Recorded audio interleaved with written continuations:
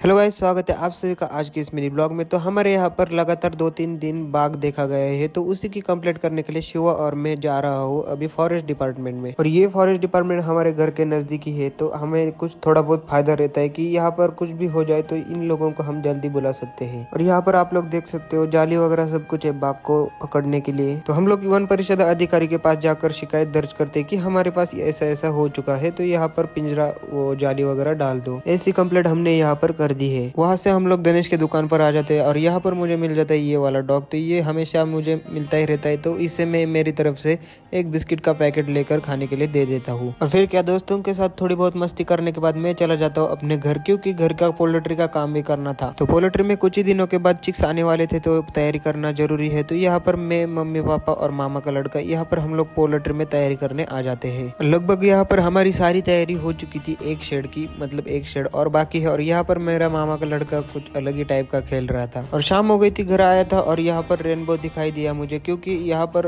मतलब धूप थी और धूप में थोड़ी बारिश हो रही थी। यहाँ पर आगे की तरफ रेनबो गिर चुका था और बहुत खूबसूरत लग रहा था।